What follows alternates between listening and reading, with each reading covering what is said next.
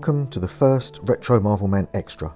Additional episodes linked to the main show, but going into a particular comic in a bit more depth. This first edition is a great example. In the latest part of my deep dive into the Marvel Team-Up series, I looked at a few issues, one of which featured Bobbi Morse's debut as Mockingbird. That, however, wasn't Bobbi's debut, not by a long shot, and in fact, she had appeared a few years previously in what was a kind of prototype Mockingbird persona. At that time, she was called the Huntress, and she appeared in just a solitary issue. And here is that issue. No, I haven't used the wrong picture. Although this looks like a Punisher title, it was actually officially called Marvel Super Action featuring the Punisher, and was an anthology comic, or I should say magazine, because this was put out by Curtis Magazines, Marvel's more mature black and white line. Fair enough for a character like the Punisher.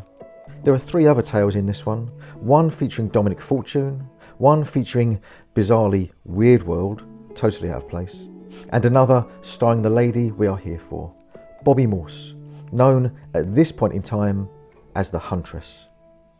There's an editorial in this issue that explains that the magazine was actually an experiment, one that may develop into a series, or perhaps would remain solely as a one-shot. Well, it clearly didn't catch on, because this is the one and only issue of it. Now, before any of you tell me that there was actually a full series of Marvel Super Action that ran for 4 years, yes, I know, but that was a different volume entirely. It was standard comic book size, was full colour, and featured reprints of Captain America and Avengers stories. That series started in 1977. This one came out at the end of 1975, although it is considered the January 1976 issue. So it's a one and done, which actually impacted on the Huntress's story, as it was originally planned to be a 2-parter. But once the decision was made to take the cautious approach to the title, it was rejigged and appears here in its entirety in 1 episode. Enough background, let's get started. This tale is brought to us by Mike Friedrich, with art by George Evans and Frank Springer. And straight away, we can see that the Huntress isn't a million miles away from the look of Mockingbird. Also, not far off of the look of the Black Cat either, but she didn't make her debut for another couple of years. Something dodgy is going on, and the Huntress strikes against her prey. They appear to be common hoodlums, and her suggestion of what the money is linked to supports that. But once the tussle has started, she thinks about how she has confused these S.H.I.E.L.D. agents. You've got me confused too. Even this appearance wasn't Bobbi's debut. That was back in issue 6 of Astonishing Tales in 1971, the home of Kazar, although she wasn't actually named until a couple of issues later. After that, she became an agent of S.H.I.E.L.D., the guys she's fighting. What is going on? Here we get a mention of Nick Fury, so I guess these are S.H.I.E.L.D. agents. That is confirmed beyond doubt with the Huntress's warning in the next panel. One of the operatives escapes back home, thinking he only ever knew one woman who could fight like that, and she was on their side. But he opens his wardrobe to find, like Droopy in his prime, she has actually beaten him home. How long was she going to wait in there? Now I'm even more confused. They're friends, at least. And when Scott asks her if she is on S.H.I.E.L.D's side or against them, she can't quite answer. I wish someone could. Flashback time. We're told that she survived an assassination attempt on a S.H.I.E.L.D. lawyer that she was tasked to protect. One congressman in particular thought this was clearly an inside job, and he propositioned Bobbi. Work for Congress, trying to root out the corruption within S.H.I.E.L.D. When her old mentor agrees that there is something rotten within the organisation, Bobbi agrees to investigate under the guise of the Huntress. That's the on-page story.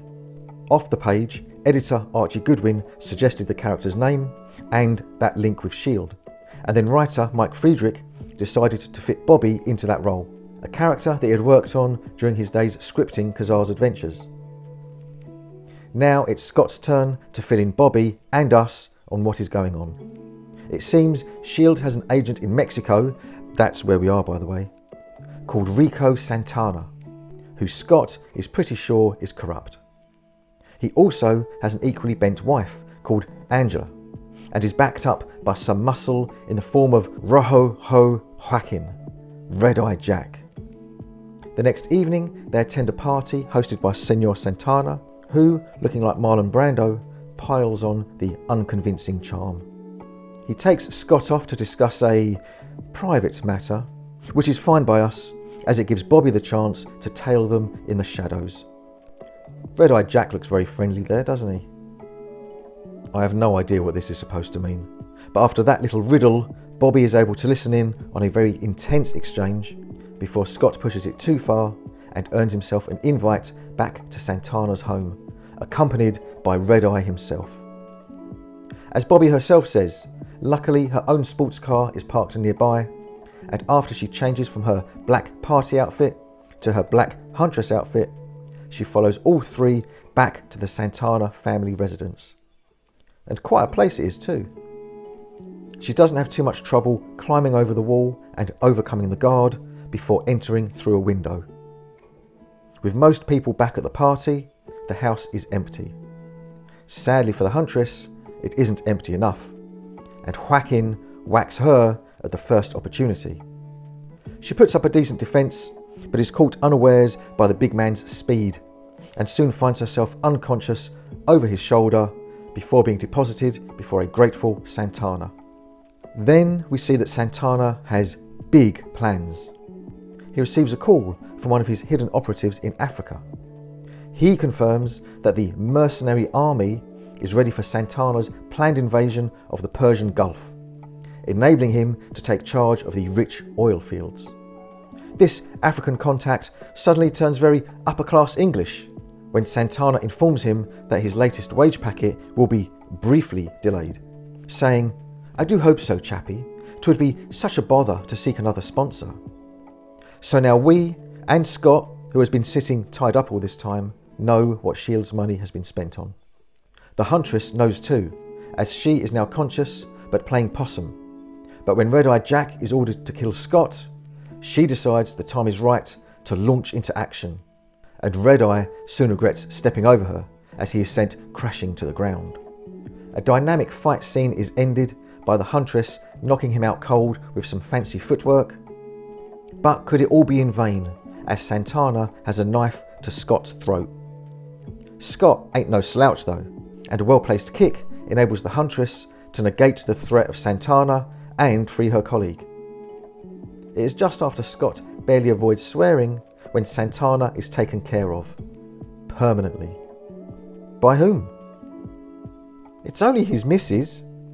She is no fool, and after killing Scott, she suggests, in classic villain style, that she and the Huntress should join forces, pick up where her husband left off, and together they can rule the world.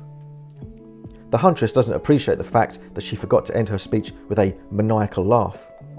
Her husband didn't appreciate it either. Oh yes, he's still alive, and kills his disloyal wife. He would like to kill the Huntress too, but his strength fails him as he breathes his last, and he becomes the third dead body in the room. So the Huntress's mission is complete, but the story actually ends on a well-executed bitter note. Bobbi is back at Scott's apartment, mourning his loss, when she sees a letter from Nick Fury to Scott that had been delivered the previous day, but that Scott had ignored. Its message: don't let the Huntress involve you in her schemes. She is dangerous. She certainly is. And that was it. The Huntress's only appearance before she tweaked her look and became Mockingbird. We didn't even see it in colour.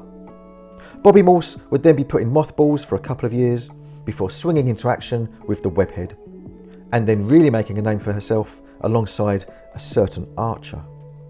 So that is what Retro Marvel Man Extra videos are about. A deep dive into a comic book that I otherwise would probably never cover. I already have others lined up, so I hope you enjoyed this one, and I hope to see you again soon.